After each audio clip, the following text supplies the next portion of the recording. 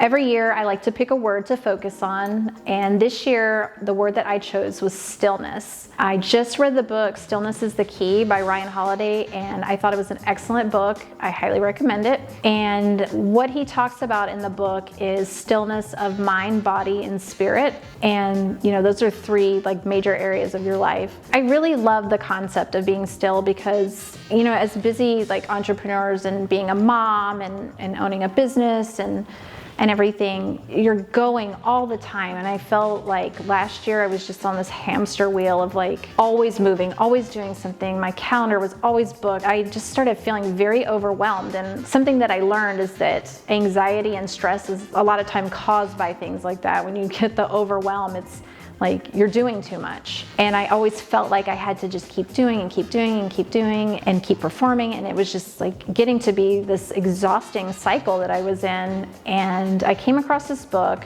and I started reading it, and it was just exactly what I needed. And it's funny how sometimes the right things come to you at the right time. And this book came to me at exactly the right time that I needed it. The biggest takeaway that I got from the book is just being still doesn't always mean, sitting and meditating for long periods of time and things like that. Although meditation's great and I do it every day, but it doesn't have to be a long time.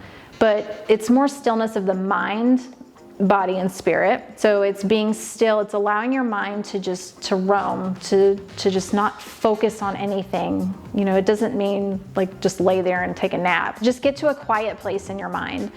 And the best ways I found to do this, I like to go outside. And so he does talk a lot about that, just connecting with nature. Take a walk.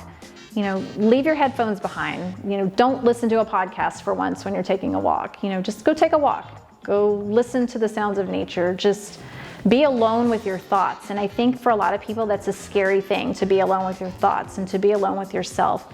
It still scares me sometimes, because my brain is just 100 miles an hour. And when I've allowed myself that time to just be still, if you can create a place for yourself in your home, maybe. I like to go in my backyard. I have a little space in my bedroom that I go and sit and think, or being near water is actually really good too. Or engaging in a hobby. One of the things he talked about in the book was Winston Churchill, was going through all this stuff and he was really stressed out, and he learned how to become a bricklayer. And so he would lay bricks, and while he was doing that, he just allowed his mind to wander.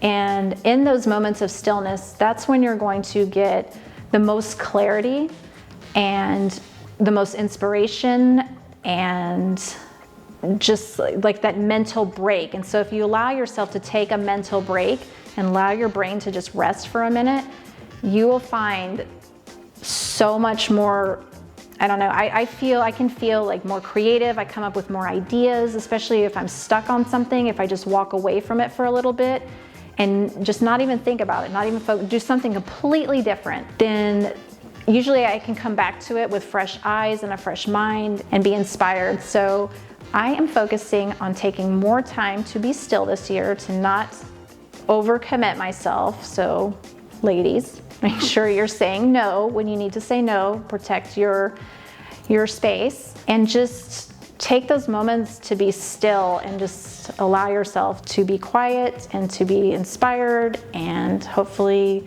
that is helpful for somebody else, because it's been really helpful for me.